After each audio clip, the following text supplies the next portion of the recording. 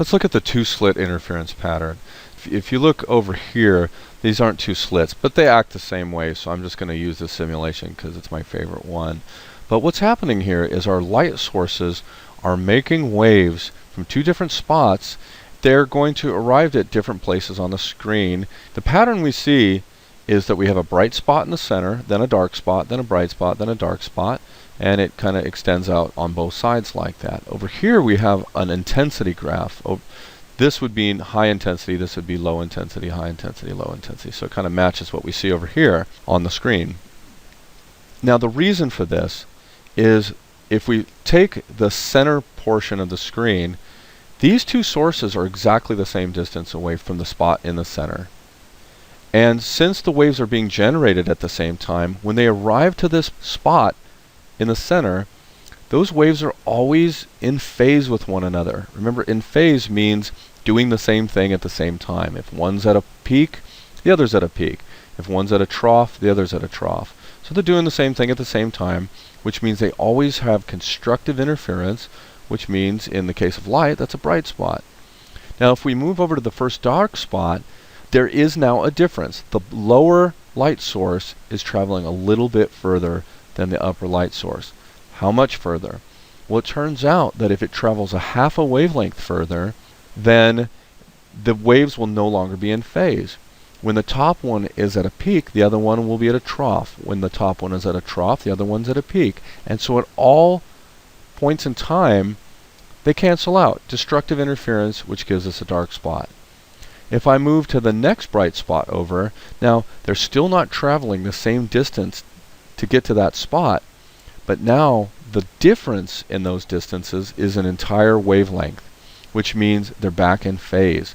If the top one is having a peak, the bottom one is also having a peak. If the top one is having a trough, the bottom one is having a trough. And again, we get constructive interference in a bright spot.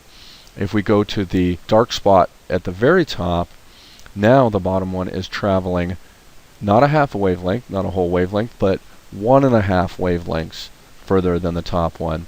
And anytime it's a multiple of a half, you'll be out of phase and you're going to get a dark spot. We're going to look at the math of wave optics. We're going to look at the math for 4 different situations: two-slit interference, single-slit interference, diffraction grating, thin film interference. Starting off with the two-slit interference, we talked about this optical path length difference, the delta OPL. That's the fancy name for saying that one wave travels further than the other wave. If that optical path length difference happens to be an entire wavelength or a multiple of that, and this m is a number that is going to be either 0, 1, 2, etc., etc., etc., an integer, in other words. If they're integer multiples of a wavelength, you're going to get constructive interference. In light, that would be a bright spot. If my optical path length difference is a half a wavelength multiple, I'm going to get a dark spot. This is a kind of a weird looking little situation, but think about what happens if I plug the numbers in.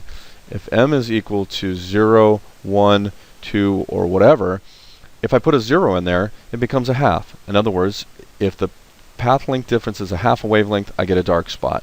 If the number over here becomes a 1, then I get 1.5. And if it's a 2, it's 2.5. So that's we set it up that way for math reasons. But it basically means whole integer multiples of a wavelength, as far as the path length difference is concerned, make bright spots, and half integer multiples make dark spots.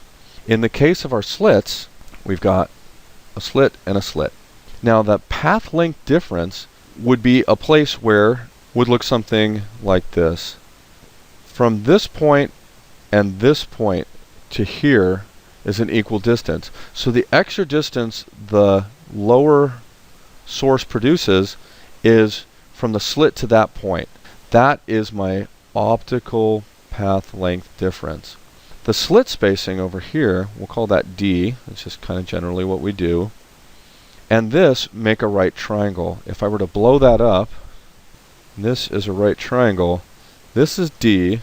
This is the delta OPL. And this angle here happens to be the same as this angle here. This is a good approximation. If these angles are small, this works out really well.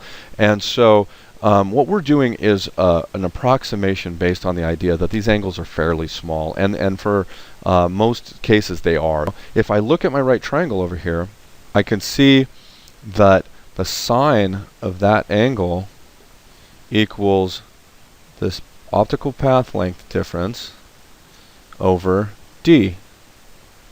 And that means my optical path length difference is equal to d sine theta. Now I'm going to combine this d sine theta, d being the slit spacing and the angle being the angle that off the center, with my ideas from up here. And I'm going to get that the optical path length difference for a bright spot equals the integer times the wavelength. The optical path length difference for a dark spot equals the half integer multiple of the wavelength. These are our formulas, the first formulas that we need for two-slit interference. Quite often, we are going to do problems where we are actually projecting this on a screen. Alright, if I have a screen that I'm projecting this on, there's some other things that are kind of interesting and important to us. We have a couple important distances. The first distance is the distance from the slits to the screen. We call that big L. And the other one is the distance from the center to the bright or dark spot. It turns out that, again, approximating for small angles, that the ratio of your optical path length over the slit spacing is the same as your y distance to your L distance. And these are extremely useful. This would be for bright fringes. For dark fringes, you can use this. And you probably need to see a practice problem to know what I'm talking about. Alright, a screen containing two slits 0.100 millimeters apart is 1.20 meters from the viewing screen. Light of wavelength 500 nanometers falls on the slits from a distant source. Approximately how far apart will adjacent bright fringes be on the screen? Okay, when they're talking about adjacent bright fringes, they mean these places of big intensity.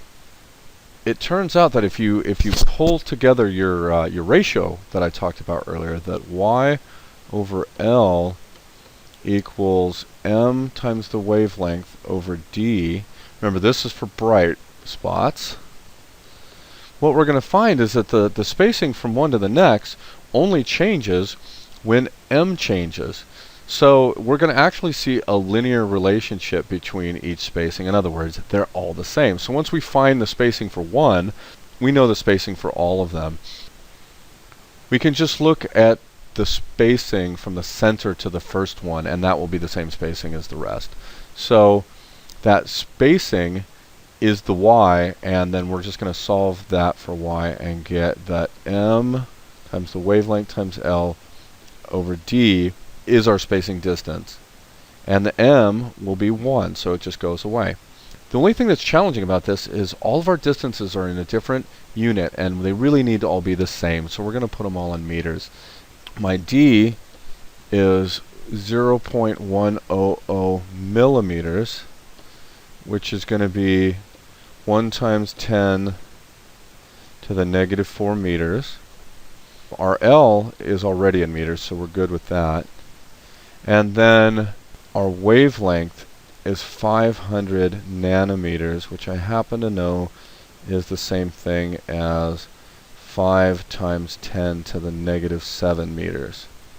So now if we place the numbers in our formula here, we get that y equals the wavelength, 5 times 10 to the negative 7 meters times L, 1.20 meters, divided by d, which is 1 times 10 to the negative 4 meters. We're going to get an answer of 6 times 10 to the negative 3 meters, better known as 6 millimeters.